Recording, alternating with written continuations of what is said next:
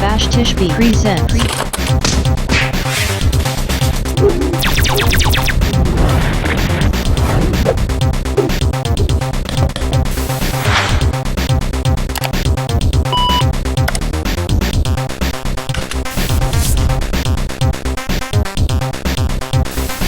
And today's episode will feature Turbo Sprint and the Devil's Temple. Now over to Judge Drock for the first review.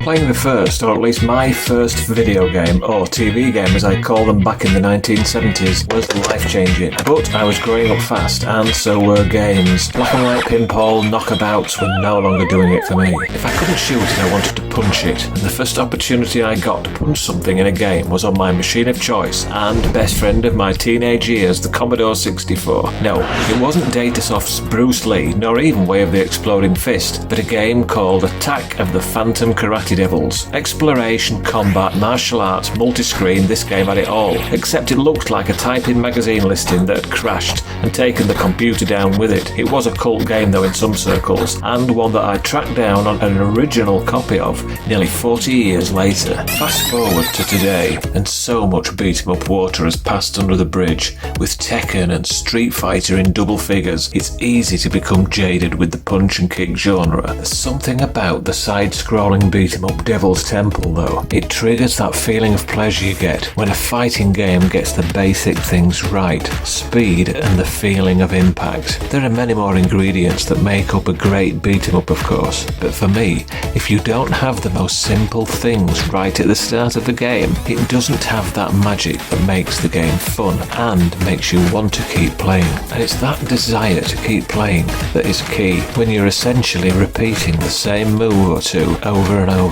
It's something that you cannot see in a photograph or even a video. You have to feel it. And this magic, when it happens, is why you never got bored playing Bruce Lee on the Commodore 64, and you never tired of hitting that little black ninja or the chunky little green sumo. Following a title screen that, from the off, makes you think you're sat in front of a 90s coin-op, right down to the font and the way it lays on the screen. Then you hear some sweet percussion that drops right into a bass line that should restart the adrenaline gland of any jaded 1980s kid. I know where I am. I've been transported back to a special place in the history of the 80s arcades, and I know this goddamn beat. What a tune. I could be wrong though, my old brain could be playing tricks, so I better ask Graham, aka Geezer Games, the creator of Devil's Temple, just to be sure. So Geezer, what are these streams of inspiration I'm feeling that you've put into this game, and was it your goal to simulate better or indeed batter these legacy titles? Yes mate, it was really just about bringing a modern day conversion of Kung Fu Master to the Amiga, but interdispersed with a lot of the things that I love from the 80s and, you know, modern day martial arts films like the Raid franchise, you know, and, well, a bit of Enter the Dragon in there, Game of Death, that type of thing. Well, that settles it. Enough fighting talk. I've got a meeting with this game's boss, and as I'm in my mid-50s and not my mid-teens, I can legally turn on the mature game mode and really get riled when he tells me what he's going to do to my ass. He's gonna get whacked, and I'll never tire of kicking his face in. This game is that good. We interrupt our program to bring you this important message.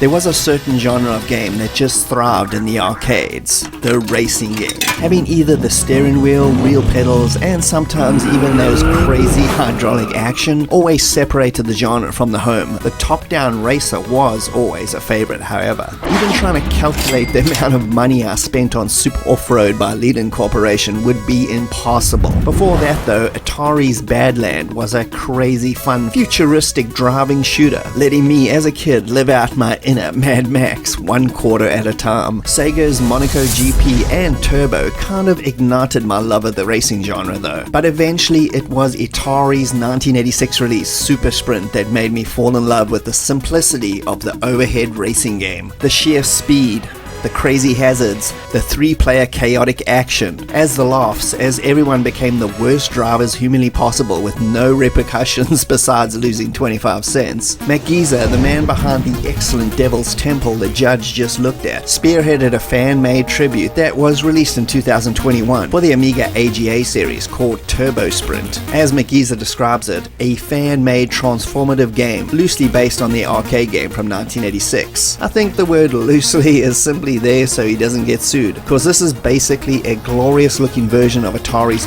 original that has 8 full tracks that get more and more insane as the competition continues, from simple racing and repairing to all out avoiding bombs and death traps. It includes the car upgrades, and the best part about the arcade besides the steering wheel was the multiplayer action, with this version featuring up to 4 players simultaneously, one more than the arcade, for that true taste of arcade chaos. Controls do take a few laps to get used to, especially not using a steering wheel, but you'll be having fun in no time. The high-res Atari look is captured brilliantly, as are those funky Atari-esque tunes and sound effects. The attention to detail here is really amazing. The game reportedly took Magiza about 1 year to produce, and is also available in these gorgeous physical boxed editions. So if you want to support the man and his hard work, please check him out.